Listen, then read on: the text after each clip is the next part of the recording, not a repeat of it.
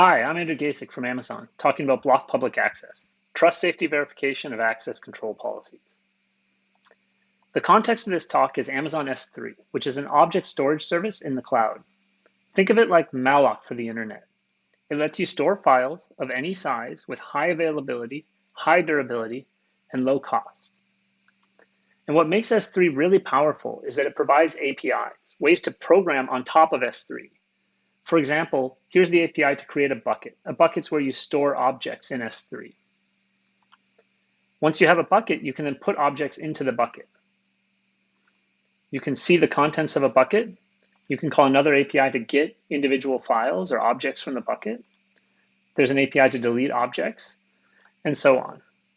And given all these APIs, one of the natural questions you'll ask for something accessible on the internet is, who's actually allowed to call these? Who's allowed to put objects in my bucket, get objects, or delete them? And oftentimes the answers to these questions are different. For example, you may have some folks on your team who are trusted to put objects into the bucket or delete them, and then different folks who are allowed to read objects out of the bucket. The way all this is controlled in S3 is through access control policies that look like this. So an access control policy is a list of statements. Each statement is an allow statement that grants access or a deny statement that takes access away. By default, no access is allowed, and only the allow statements create the opportunity for access. So here's two statements.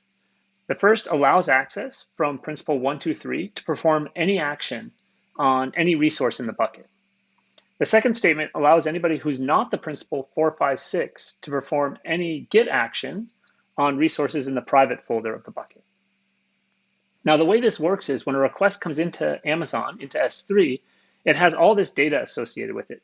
The principal who's making the call, what action they're requesting, what resource they're performing that action on, in addition to metadata like the IP address they're coming from, what username they have, the organization they're a part of, whether or not they have multi-factor authentication turned on, or whether or not they're coming in over an SSL connection. The policy is then matched against this request. So for example, in this case, we allow access to principal 1, 2, 3 to perform any S3 action on any object. So this particular request would be allowed by the policy. Now, it turns out that most people don't want the public to be able to perform any actions on their bucket, not to read or write from it. And so one of the features that we've launched is Amazon S3 Block Public Access, which when it's enabled, prevents you from attaching a policy to your bucket, which would grant broad public access. And what's really cool is when they advertise this, they say up front that this is built on top of automated reasoning. And what we're going to do in this talk is dive into the automated reasoning tools and techniques that make this possible.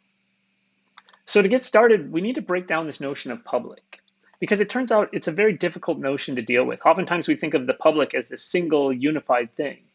But consider this, no single person thinks that they are public. Yet everybody in the aggregate is the public. So the notion of public itself, it doesn't compose or decompose very well. Instead, what we're going to talk about is trusted. The idea is that I may have some people I trust, you may have some people you trust, and those can be different sets. And so instead of thinking in terms of blocking public access, can we limit access to some small set that I trust? So given a request, what we want to know is this request a trusted request or an untrusted request? And to answer that question, we really need to know who I trust. So for now, let's set that aside. We'll come back later to how we figure out or infer a notion of trust. But to start with, let's just say that some notion of trust is provided for us. So for example, we may say that the trusted values for principal org ID are 1, 2, 3, 4 or 5, 6, 7, 8. In that case, this request would be trusted because it comes from organization 1, 2, 3, 4. As another example, we might say that we trust IP addresses that are 203.0.113.23 or 4.5. In that case, this request wouldn't be trusted if that was our only notion of trust. And what about something like username? What could be trusted values here? Well, it turns out we have to be careful. In fact, you're not allowed to trust something like username at all. The problem is that even if you put a restriction in place saying I only trust username Alice, anybody on the internet could go create an AWS account and create a user in their account called Alice, and they would have access. So the notion of all the users who are named Alice is too large of a set for us to consider it to be trusted. But now let's suppose we have the keys that are able to be trusted, so principal org ID, source IP, things like that, and sets of values for each of those. The way that we define a trusted request is one for which there exists at least one trusted key that has a trusted value in the request. What about for policies? So it turns out we can encode policies into logic in a fairly straightforward way. The basic idea is to create a variable for each of the values that comes in a request. So for the principal, action, resource, whether or not multi-factor auth is turned on. So for example, for this policy, it translates roughly into this SMT encoding. If you want to know more about how we encode policies into logic, we have a paper from FMCAD 2018 that goes into the nitty-gritty details of how this is done. What's really nice is this notion of trust fits right into that. So the notion of trust for a particular set of keys and values can be unrolled because there's only a finite set of trusted keys. And so the notion of trust is just, does there exist some key or any of the keys such that the trusted key has a trusted value? And the verification condition we want to check is there anything allowed by the policy but not trusted? If so, we're going to say that that policy permits public access. It allows some kind of broad access, which is outside of what we've inferred, or in this case, taken to be as given, as a small finite notion of trust. So now how do we infer trust? And I'll say up front, this is a heuristic notion. It's something that we iterate on. So for example, the trusted values for principal for this policy are 1, 2, 3, and 4, 5, 6. In general, the trusted values of principal are the principals who are explicitly named in the policy. As another example, here's a policy that allows access to anyone from org 1, 2, 3, 4. In this case, the trusted values for organization ID would be 1, 2, 3, 4. Because it's explicitly mentioned in the policy, we can infer that it's part of a small finite set of trusted elements. By contrast, if we had something like principal org ID has to match 1, 2 star, where star can match anything, we would say that there's no trusted values for principal org ID, even though this policy allows many accesses, for example, for org 1, 2, 3, 4. The idea is that these organization IDs are assigned randomly. So the notion of all the organizations whose ID starts with 1, 2 is nonsense. It doesn't restrict access in any meaningful way. And so the way we handle that is just we don't infer any trusted entities from that part of the policy. Finally, I just want to say that we don't do it purely based on are there wildcards or not wildcards. So for example, here's a restriction on data access point ARN, which results in a small set of values for the trusted values for that. I'm not going to go into all the details of what an ARN is or what the pieces of it are, but the important part is that the account number here is what actually limits access. So as long as I've restricted access to only data access points that are in the account 1, 2, 3, then I've restricted access to a small finite set. And the way we describe this to users is basically we enumerate here are the trusted keys, and we say for each of these, they need to grant access only to fixed values or to a small set of values. And where necessary, we explicitly call out when wildcards are allowed in certain parts of those values. But the truth is, inferring trust can be messy. It is heuristic, it's iterative, it's something that we often look at closely and consider, is there a way we could be doing it better based on the customer feedback we're receiving? But the nice part is the notion of this public check is independent of how you infer trust. So as we iterate on our inference algorithm and our heuristics, the core algorithm for checking trust safety doesn't actually change. Now, let's talk about the scale at which we apply this tool. So here's Mylon, the VP of Amazon S3 at reInvent a couple of years ago, talking about the scale and size of S3, where she says it has exabytes of storage, tens of trillions of objects using millions of drives. And that means we, as S3 Block Public Access, we get called millions of times per day. Here's the performance of our underlying analysis tool called Zelkova. This is from the FMCAD 2018 paper. And as you can see, the response is generally fairly good. So this is on 1 million random policy questions. We see that the average response time is less than 100 milliseconds. But when you're getting millions of requests per day, those 100 milliseconds can add up. And so one of the things we set out to do was try to reduce this performance dramatically. And the way we found to do that was through what's called syntactic trust elimination. The idea is we do a pre-processing step on the policy to remove trusted elements from it. And hopefully, after we've completed this process, we've reduced the policy down to a small enough size, perhaps to an empty policy, such that we don't even have to invoke the SMT solver, which can save us a lot in terms of the overhead of calling an external process.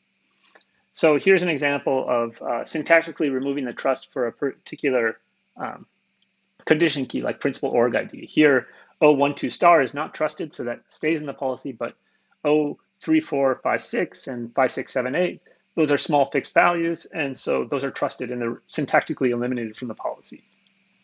And in the paper, we give a sample of more of these rules for both allow statements and deny statements on things like principal or conditions, negated conditions, or conditions that match if the key exists or if it doesn't exist.